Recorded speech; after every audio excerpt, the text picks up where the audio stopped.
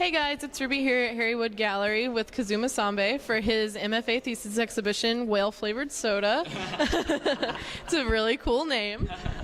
So I was just looking at your work and I noticed you have a really specific style. I was wondering if it was influenced by anything. Yeah, actually I was aesthetically influenced by like a Japanese woodblock prints, then also like a classical advertisement, like in here like a vintage ads of Coca-Cola or and like a very vintage ads of Japanese one too.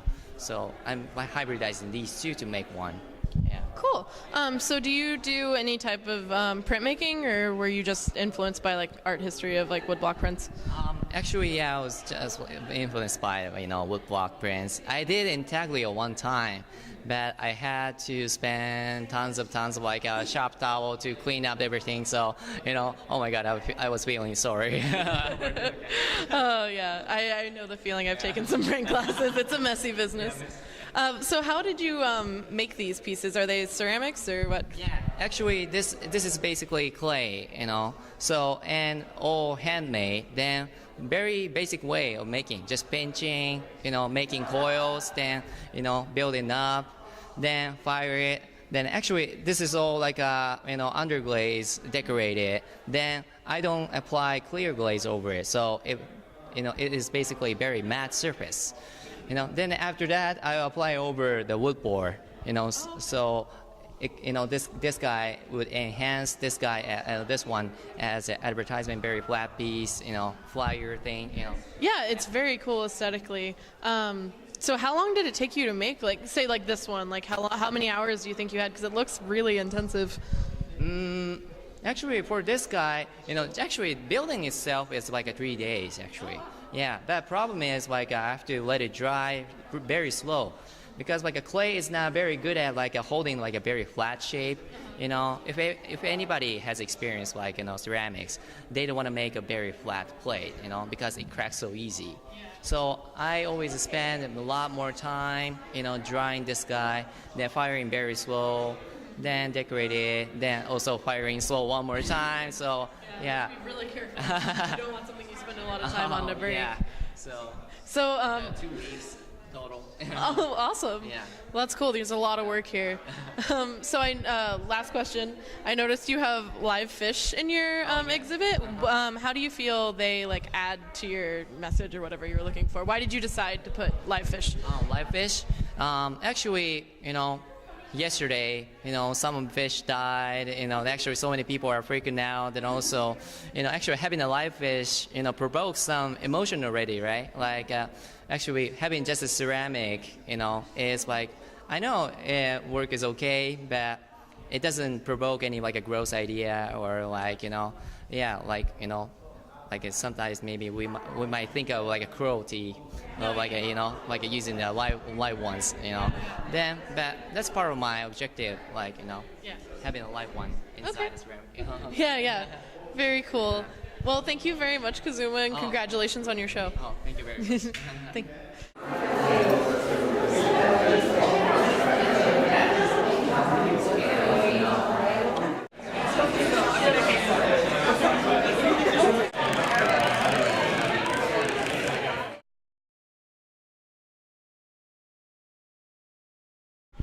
Hey guys, it's Ruby here at Gallery 100 with Kadima Tung at her BFA painting show. It's called Banter at the Dinner Cube. I wanted to ask you about your work. What inspired you to paint skies? I have a natural obsession with sunsets and skies, and I do not so safe things with taking pictures of them while I'm driving, but I did really like sunsets, and I do think that not everyone appreciates them anymore because it's just kind of an everyday thing, so I decided that I would try and paint them all differently and uniquely to kind of remind people how awesome sunsets really are, basically. Very nice. I love the patterning you have in the background in some of these. So because I already know you, I know you did a study abroad in China for a year, and I was wondering if you could tell us about that and if you felt that it influenced your work at all. I can say that, well, the study abroad was really crazy. It was really intensive. Half of it had nothing to do with painting, but the second half was my internship, and that was all mural painting. So it was like really intensive, and it was all technical work, so it definitely helped me a lot because and it was also so precise that I think the reason why these two are super abstract is when I came back, I didn't feel like painting anything like restrictive at all. So that was actually helped me decide what I wanted to paint quite easily. I was like, I don't want to be held back, so I went all out.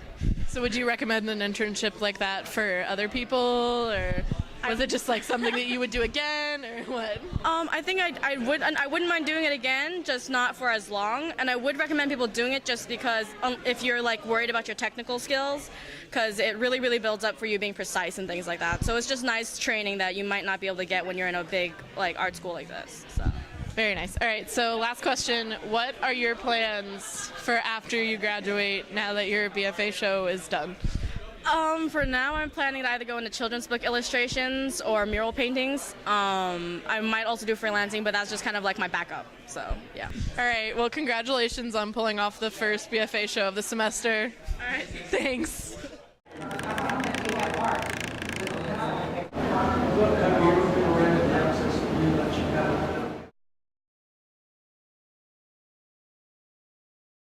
Northlight Gallery with Jane Lindsay. Could you tell us the title of your show? Yes, it's From the Outside In, Sustenance and Time. And how long is it up? It will be up until March 29th. Wow, so you have plenty of time to come check it out. It's a fantastic show, so definitely make your way over to Northlight Gallery. It's inside Matthews Hall, so definitely come check it out. All right, so I was wondering if you could just start off by telling me a little bit about the show, like what you did, just like a brief statement about it. Okay. I did a class at the Pinal County Jail. It was an art class with inmates, and the idea being that we'd add sustenance into their program.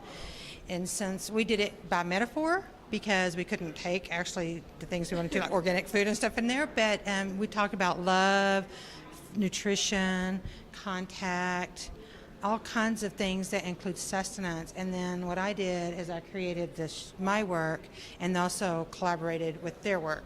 So this work here is a metaphor to bringing contact. When you're in jail, there's glass or a monitor. Nowadays it's starting to be a monitor. Just not very long ago was plexi in between yourself and your inmate.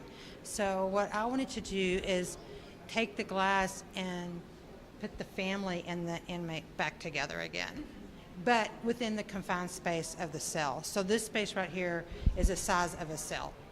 This is like the actual size of It's actual size, except it should be 18 feet long with two people. So since we didn't have the space, we made it 9 feet for one person. Yes. Wow. Yes. So this space is where they can stay for a long, long time. And a lot of these people in here, all of them had been in jail for over 6 months, and some of them for years before their trial because they have a lot of legal stuff that has to happen. So, yeah, so I just wanted to bring contact so that they could touch in a metaphor their loved one. That's really great. So what kind of challenges did you face when you were trying to, like, I imagine was it hard to get like the jail to cooperate with you, or like was it really lucky in that sense? It was really easy because they came to us, and it just so happens that I do a lot of this work, so Liz contacted me and asked me if I wanted to do the class. But the kind of complicated part was I only wanted to do the class if I had my camera, and they actually gave me free access all the time. I never had anybody except for once tell me I couldn't photograph something. Really? That's really great. Yeah, it was pretty amazing. I really love that. I mean, they're good people. So I wanted this exhibition to sort of let that be known as well. I'm saying let's do rehabilitation. There's still problems. But I'm also saying this is a good place that wants to think about it. Yeah, I overheard your conversation a little bit earlier talking about that, and I definitely agree that rehabilitation is important other than just like locking people up and then expecting them to get better. Yeah. But I think your show does a really good job of getting that message across, and it's really great. So my last question is, how did you decide on the mediums that, like, why was there a specific reason you decided on the certain mediums that you did? Because you have daguerreotypes and then you have these etchings and the other work. What went into that. And there's also a video, I think. Yeah, what I wanted, the daguerreotypes are actually, in my mind, an act of love because the process is complicated and difficult. And so I'm sort of honoring the people in my class and just sharing love as human love, not. And so I made the daguerreotypes. And also when you look, what do you see? You see your face, right? So I am saying we're all responsible to make this better. And so that's the reason for the daguerreotypes. And this, as I said earlier, and then in there, what I wanted is a documentary about what's happening. That's in the inside. That's what's happening in our class. That's what we did. That's what we were talking about. So I wanted it to be in the video as well. I wanted you to see everything that was happening. So yeah, art and reality.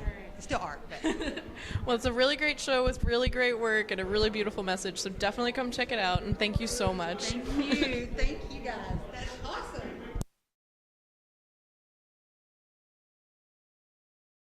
Oh, you have the music on. There is music still listening. Oh! Hey guys, I'm here at Harrywood Gallery with Joseph Woolner with his MFA thesis exhibition, Quidities. I was wondering if you could tell me, if I asked you to give me like a brief artist statement, what would you say about the show? I would say that it's a body of work that's experimental, solid porcelain that deal with a really kind of bleak future as regards to the environment and the pollution. So they're reflections of that. Very nice. How did you come up with the process that you used for these? I know you said they were experimental, but how did you stumble across this, or was it something you wanted to consciously try and just did? Or? Some of the work was made over in Hungary while I was there over the summer, and that work kind of sprung this body of work. So it's an offshoot of a kind of a sub body of work that I did over in Hungary. But some of them are present. So this one was actually a Hungarian sculpture. How did you, I know you probably can't hear it, but there's definitely some very mellow music playing. How did you choose the music for this show? And why did you just decide to include music? Well, I thought it'd be a nice kind of ambient noise, and it's honestly it's kind of a haunting noises, and overall I think that it would add kind of a haunting mood to these objects. Definitely. All right. Well, thank you so much, and congratulations. Thank you very much for your time. Of course.